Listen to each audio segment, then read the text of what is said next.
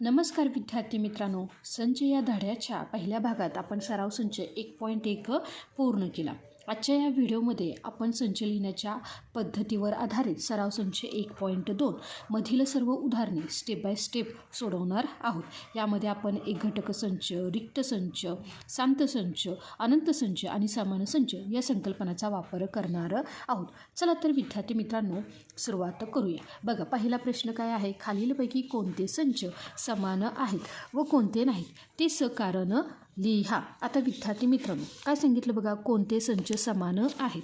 आता समान संच म्हणजेच काय की ज्या दोन किंवा अधिक संचामधील घटक काय असतात रे, सारखेच असतात, म्हणजे तेच असतात, त्याला आपण काय म्हणायचे, समान संच असे म्हणायचे. चला आता आपल्याला इथं काय दिलं आहे बघा, संच ABC. आता हे संच पहिल्यांदा आपण पाहूया आणि मग काय करूया, तिन्ही संचामधील घटक जे सारखे असतील तर आपण म्हणू त्याला समान संच. तर बघा विद्यार्थी मित्रांनो, पहिला संच ए बरोबर, आता महिरपी कंसामध्ये काय दिलं आहे बघा, x उभी रेष 3x - 1 बरोबर 2. ही काय आहे रे, गुणधर्म पद्धत. आणि ह्याचं वाचन कसं करायचं सांगितलं मी, संच ए हा अशा एक्सचा संच आहे की 3x - 1 बरोबर 2. लक्षात आलं का. दुसरा संच काय आहे बघा, बी बरोबर, म्हणजे संच बी हा अशा एक्सचा संच आहे की एक्स ही नैसर्गिक संख्या आहे पण एक्स ही मूळही नाही व संयुक्तही नाही. आणि तिसरं बघा, संच सी हा अशा एक्सचा संच आहे की एक्स ही संख्या नैसर्गिक संख्येचा घटक आहे आणि एक्स ही संख्या 2पेक्षा कशी आहे रे, लहान आहे. लक्षात आलं का. चला आता पहिला जो काही संच आहे ए हा पहिल्यांदा आपण सोडूया. पहिल्या संचामध्ये आपल्याला काय दिसते रे, की हे समीकरण दिसते. हे समीकरण सोडूया. काय आहे बघा, ए बरोबर, आता समीकरण काय आहे बघा, ए संचातील 3x - 1 बरोबर 2. विद्यार्थी मित्रांनो इथे जो x आपल्याला दिसतो ह्याची किंमत आपल्याला काढायची. आता काय करायचं बघा, इथे -1 आहे, इकडे पाठवल्यानंतर काय होईल रे, तो अधिक, म्हणजे इथं काय राहिलं बघा, 3x बरोबर 2 + 1. काय आला, 2 + 1. चला विद्यार्थी मित्रांनो, आता जर मी ह्याची बेरीज केली तर काय होणार आहे, 2 + 1 3. आणि एक्सची किंमत काढण्यासाठी गुणाकारामध्ये असणारा 3 इकडे पाठवल्यानंतर काय होईल, भागाकार, म्हणजे 3/3. काय आलं रे, 3 × 1 = 3. एक्सची किंमत काय आली विद्यार्थी मित्रांनो, 1. काय आली, एक्सची किंमत आली 1. यावरून विद्यार्थी मित्रांनो जो काही ए आहे ह्या ए संचातील जेव्हा आपण हे समीकरण सोडवलं तेव्हा या एक्सची किंमत काय आली बघा, एक्सची किंमत आली 1. म्हणून संच ए हा काय आला बघा, 1. काय आला, 1. लक्षात आलं का. आता आपण पाहायचे बी संचामध्ये काय सांगितलं आहे की एक्स ही काय आहे रे, नैसर्गिक संख्या आहे पण ती मूळही नाही आणि संयुक्तही नाही. तर विद्यार्थी मित्रांनो आपल्याला माहिती आहे की एक ही अशी नैसर्गिक संख्या आहे की ती मूळही नाही व संयुक्तही नाही. लक्षात आलं का. म्हणून बी हा संचामध्ये आपल्याला काय मिळणार आहे, फक्त 1 हा अंक, कारण 1 ही काय आहे, नैसर्गिक संख्या पण ती मूळही नाही आणि संयुक्तही नाही. त्यासोबतच विद्यार्थी मित्रांनो आता जो काही तिसरा संच आहे तो आहे सी. आणि सीमध्ये आपल्याला काय सांगितलं आहे की ती 2पेक्षा लहान असणारी काय आहे रे, नैसर्गिक संख्या. लक्षात आलं का. आणि ती संख्या कोणती आहे रे, तर बघा 2पेक्षा लहान असणारी नैसर्गिक संख्या काय आहे, फक्त 1 आहे. काय आहे, फक्त 1. म्हणून विद्यार्थी मित्रांनो बघा, संच ए, संच बी आणि संच सी आपल्याला काय दिसतो रे, 1. लक्षात आलं का. आता ह्या तिघांचीही काय आपल्याला दिसतात रे, घटक काय आहे रे, तर समान आहेत. काय आहेत, समान आहे. म्हणून विद्यार्थी मित्रांनो ह्याचं उत्तर काय येणार आहे की संच ABC काय आहे बघा, संच ABC हे समान संच आहेत. हे काय आहेत बघा, समान संच आहेत. आणि कारण का आहे बघा, की कारण या तिन्ही संचात एक हा एकच आणि समान घटक आहे. लक्षात आलं का विद्यार्थी मित्रांनो. संच ABC हे काय आहेत रे, समान संच आहेत. लक्षात आलं का. चला आता प्रश्न दुसरा काय आहे, तर प्रश्न दुसरा आहे बघा की ए व बी समान आहेत का, ते सकारण ठरवा. काय सांगितले बघा, ए व बी समान आहेत का, ते सकारण लिहा. तर विद्यार्थी मित्रांनो आता बघा ए काय सांगितलं आहे बघा, ए संच सांगितलं आहे सम असलेल्या मूळ संख्या. आता बघा काय सांगितले, सम असलेल्या मूळ संख्या. आणि दुसरा काय संच दिला आहे बघा, बी. आणि ह्याचं वाचन कसं करायचं सांगितलं आहे मी बघा, संच बी हा अशा एक्सचा संच आहे की 7x - 1 = 13. विद्यार्थी मित्रांनो पहिल्यांदा आपण ए सोडवूया. तर बघा ए संच त्यांनी काय सांगितलं आहे, सम असलेल्या मूळ संख्या. विद्यार्थी मित्रांनो सम असणारी मूळ संख्या फक्त काय आहे रे, ती 2 आहे. काय आहे, 2. म्हणून ए बरोबर काय आले रे, 2. लक्षात आलं का, हे काय झालं रे, उत्तर. लक्षात आलं का, कारण सम असणारी मूळ संख्या फक्त 2 ही एकच संख्या आहे. लक्षात आलं का. आता दुसरा आपल्याला दिला आहे बी. काय दिला आहे, दुसरा बी. पण ह्यामध्ये आपल्याला दिलेलं आहे समीकरण. पहिल्यांदा आपण समीकरण सोडवू म्हणजे इथं असणारा जो एक्स आहे त्याची किंमत काढू. चला काय आहे समीकरण बघा, 7x - 1 = 13. बघा विद्यार्थी मित्रांनो वजा 1 आहे तो इकडे पाठवला तर काय होईल, अधिक. म्हणजे इथं काय राहिलं बघा, 7x = 13 + 1. विद्यार्थी मित्रांनो बघा 13 + 1 काय आले रे, 14. इथे काय आहेत, 7x. एक्सची किंमत काढण्यासाठी गुणाकारामध्ये असणारा 7 इकडे पाठवला तर काय येणार आहे बघा, 14/7. लक्षात आलं का, 7ने भाग दिला, 7 × 7, 7 × 2 = 14. एक्सची किंमत काय मिळाली आपल्याला, 2. एक्सची किंमत मिळाली 2. यावरून आपण काय म्हणू शकतो, हा जो काही बी आहे हा बी काय आहे रे, बीची किंमत आहे 2. लक्षात आलं का. पुन्हा बघा विद्यार्थी मित्रांनो काय आहे बघा, संच ए आणि संच बी मधील घटक काय आहेत रे, की सारखे आहेत. काय आहेत, सारखेच म्हणजे इथंही 2 आहे, इथंही 2 आहे. म्हणूनच विद्यार्थी मित्रांनो संच ए व संच बी हे समान संच आहेत. म्हणून संच ए व संच बी हे समान संच आहेत.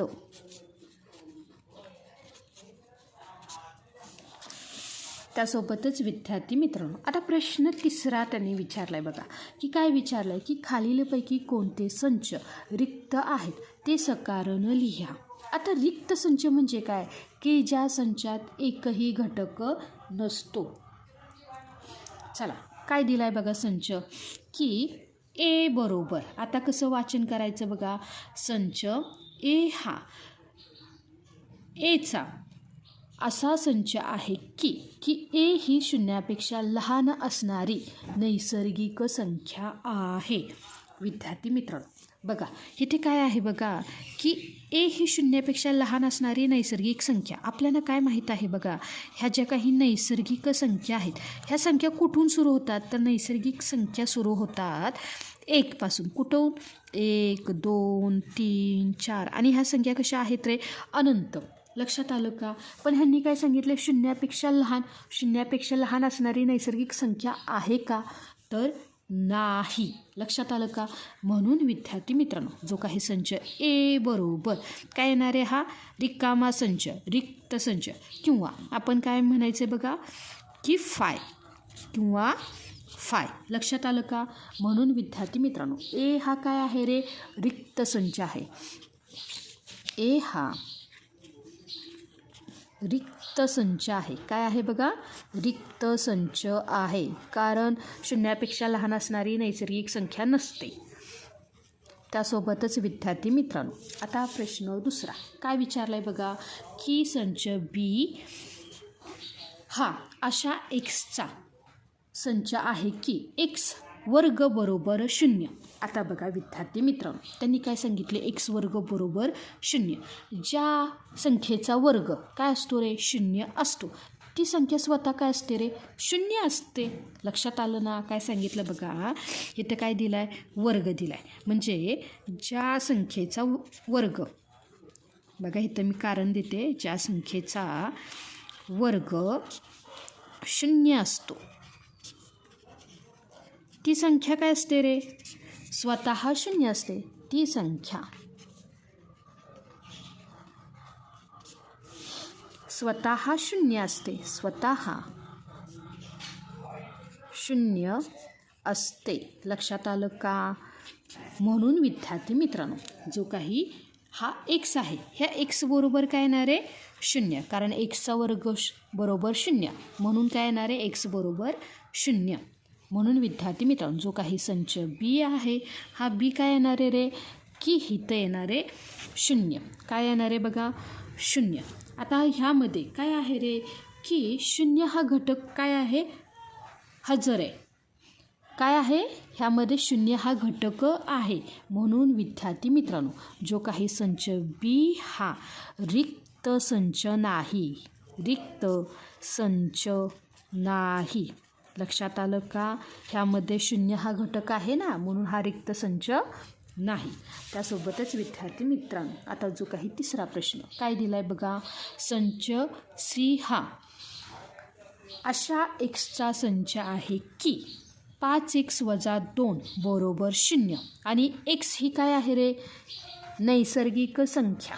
काय आहे? नैसर्गिक संख्या. चला विद्यार्थी मित्रांनो, आपल्याला दिलेले समीकरण पहिल्यांदा समीकरण सोडवू. त्यानंतरनं काय सांगितलं आहे? जर आपल्याला एक्सची किंमत मिळाली तर एक्सची किंमत काय असायला पाहिजे? नैसर्गिक संख्या. पहिल्यांदा ती काढू आणि मग हा संच रिक्त आहे की नाही ते ठरवू. चला काय दिलं आहे बघा? 5x - 2 बरोबर 0. विद्यार्थी मित्र बघा, मी काय घेतलं बघा? एक्सची किंमत काढायची. मी काय करते? हा -2 इकडे गेल्यानंतर ना अधिक होईल, म्हणजे इथं काय राहील बघा? 5x बरोबर 2. एक्सची किंमत काढण्यासाठी गुणाकारामध्ये असणारा 5 इकडे गेल्यानंतर काय होईल? भागाकार, म्हणजे एक्सची किंमत काय आली रे? 2/5. काय आहे बघा? 2/5. पण विद्यार्थी मित्रांनो, एक्सची किंमत 2/5 आली, पण त्यांनी काय सांगितले? एक्स ही काय आहे? नैसर्गिक संख्या. पण विद्यार्थी मित्रांनो, ही 2/5 ही नैसर्गिक संख्या आहे का? नाही. काय आहे बघा? 2/5 ही नैसर्गिक संख्या नाही. ही नैसर्गिक संख्या नाही. आणि हे आपण असंही लिहू शकतो. कसं बरं विद्यार्थी मित्रांनो? की 2/5 हा नैसर्गिक संख्येचा घटक नाही. लक्षात आलं का? किंवा इंग्रजीमध्ये कसं म्हणणार?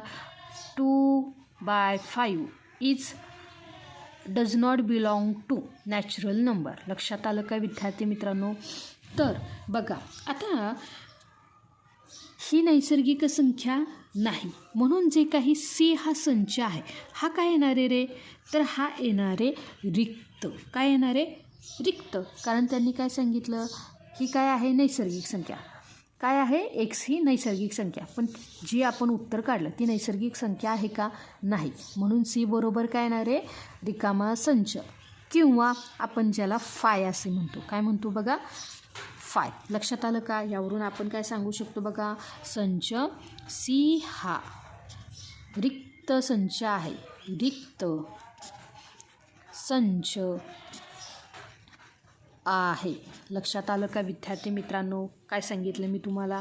की आपण काय केलं? जे काही समीकरण दिले, ह्या समीकरणावरून आपण एक्सची किंमत काढली. पण त्यांनी काय सांगितलं होतं सी संचामध्ये? की जी काही एक्सची किंमत आहे ही काय आहे रे? नैसर्गिक संख्या. पण जे उत्तर मिळालं ती नैसर्गिक संख्या आहे का? नाही. म्हणून सी हा संच काय राहिला रे? रिकामा. पुढील प्रश्न काय दिला आहे बघा? पुढील प्रश्न 4. खालीलपैकी कोणते संच शांत व कोणते अनंत आहेत ते सकारण लिहा. आता शांत म्हणजे काय आहे ते? फायनाईट. आणि अनंत म्हणजे इनफायनाईट. आता शांत संचामधील घटक कसे असतात रे? मर्यादित, आणि ते मोजता येतात. पण अनंत संचातील घटक हे अमर्याद असतात, ते मोजता येत नाही. चला प्रश्न पहिला काय आहे बघा? संच ए हा अशा एक्सचा संच आहे की एक्स ही 10पेक्षा काय आहे रे? लहान असणारी नैसर्गिक संख्या आहे. लक्षात आलं का? आता बघा इथं त्यांनी काय सांगितलं आहे की एक्स ही कशी आहे रे? 10पेक्षा लहान असणारी नैसर्गिक संख्या. विद्यार्थी मित्रांनो, जर मी लिहिलं, काय लिहिलं बघा, ए बरोबर काय लिहिलं की 10पेक्षा लहान असणारी नैसर्गिक संख्या कशी आहे रे? 1 2 3 4 5 6 7 8 9 ह्या काय आहेत रे? 10पेक्षा लहान काय आहेत रे? नैसर्गिक संख्या. ह्यांची संख्या कशी आहे रे? ह्या घटकांची ए संचातील मर्यादित आहे. म्हणून विद्यार्थी मित्रांनो, हा जो काही संच आहे हा काय आहे रे? शांत संच आहे. लक्षात आलं का? शांत संच आहे. लक्षात आलं का? त्यासोबतच प्रश्न दुसरा काय विचारला आहे बघा, संच बी हा अशा वायचा संच आहे की वाय ही -1पेक्षा लहान असणारी पूर्णांक संख्या आहे. काय आहे बघा? वाय ही काय आहे बघा? पूर्णांक संख्या आहे. तर विद्यार्थी मित्रांनो बघा, जर मी हा संच लिहिला, काय ही गुणधर्म पद्धत आहे. जर मी लिहिलं काय आहे, -1पेक्षा लहान असणाऱ्या संख्या कोणत्या आहेत? तर त्या आहेत बघा -2 -3 -4 -5. लक्षात आलं का? तर विद्यार्थी मित्रांनो, -1पेक्षा वाय कशी आहे रे? लहान आहे. मग आहेत ना ह्या संख्या? तर हो आहेत, कारण -1पेक्षा लहान पूर्णांक संख्या कशा आहेत रे? अमर्याद. काय आहेत? अमर्याद. ह्या कशा आहेत रे? अनंत आहेत. म्हणून हा काय आहे बघा की हा आहे अनंत संच. काय आहे? हा आहे अनंत संच. लक्षात आलं का विद्यार्थी मित्रांनो? आणि इथं वजा ऐवजी तुम्ही ऋण म्हणलं तरी चालेल. -1 किंवा -2. त्यासोबतच प्रश्न तिसरा काय विचारलं बघा, संच सी. तुमच्या शाळेतील 9वीमधील सर्व विद्यार्थ्यांचा संच. विद्यार्थी मित्रांनो, तुमच्या शाळेतील 9वीच्या विद्यार्थ्यांची संख्या आपण मोजू शकतो ना? म्हणून विद्यार्थी मित्रांनो, हा काय आहे बघा, हा जो काही संच सी आहे हा आहे शांत संच. काय आहे बघा? शांत संच. जे घटक मोजता येतात त्यांना आपण म्हणायचे शांत संच, जे मोजता येत नाही त्यांना म्हणायचे अनंत संच. त्यासोबतच पुढील प्रश्न आहे बघा, तुमच्या गावातील रहिवाशांचा संच. विद्यार्थी मित्रांनो, गावातील माणसांची लोकसंख्या मोजता येते, ती मर्यादित असते. म्हणून हा सुद्धा जो काही संच आहे हा काय आहे बघा, शांत संच आहे. काय आहे? शांत संच आहे. त्यासोबतच विद्यार्थी मित्रांनो, पुढील उदाहरण काय आहे बघा, प्रयोगशाळेतील उपकरणांचा संच. प्रयोगशाळेतील जी काही उपकरणे हे आपल्याला मोजता येतात ना विद्यार्थी मित्रांनो, म्हणून हा काय आहे बघा, शांत संच आहे. काय आहे? शांत संच आहे. त्यासोबतच विद्यार्थी मित्रांनो, पुढील प्रश्न काय आहे, पूर्ण संख्या संच. विद्यार्थी मित्रांनो बघा, ज्या काही पूर्ण संख्या ज्याला आपण होल नंबर म्हणतो ह्या कशा आहेत रे? तर शून्यापासून सुरू होतात. 1 2 3 4. आणि ह्या कशा आहेत रे? अगणित, अमर्याद, असंख्य. लक्षात आलं का? मोजता येत नाहीत, अमर्याद आहेत. लक्षात आलं का? म्हणून हा जो काही संच आहे हा आहे अनंत संच. काय आहे बघा? अनंत संच. आपल्याला ह्या संख्या मोजता येत नाहीत. लक्षात आलं का? त्यासोबतच विद्यार्थी मित्रांनो, परिमेय संख्या संच. आता बघा, परिमेय संख्या संच म्हणजे काय? दोन संख्यांच्या दरम्यान असणाऱ्या परिमेय संख्या ह्या अमर्याद असतात. म्हणून हा जो काही संच आहे हा काय आहे बघा, अनंत संच. काय आहे बघा? अनंत संच आहे. लक्षात आलं का? अनंत संच आहे, कारण परिमेय संख्यासुद्धा कशा असतात रे? अमर्याद. तर विद्यार्थी मित्रांनो, आज आपण काय केलं, हा जो काही सराव संच 1.2 मधील सर्व उदाहरणे साधारण आणि सोप्या भाषेत पूर्ण केलेली आहेत. पुढील व्हिडिओमध्ये आपण सराव संच 1.3 पाहणार आहोत. विद्यार्थी मित्रांनो, तुम्हाला हा व्हिडिओ आवडला असल्यास लाईक करा, तुमच्या मित्रांसोबत शेअर करा आणि चॅनलला सबस्क्राईब करायला विसरू नका. भेटूया पुढच्या भागात एका नवीन विषयासह. तोपर्यंत धन्यवाद.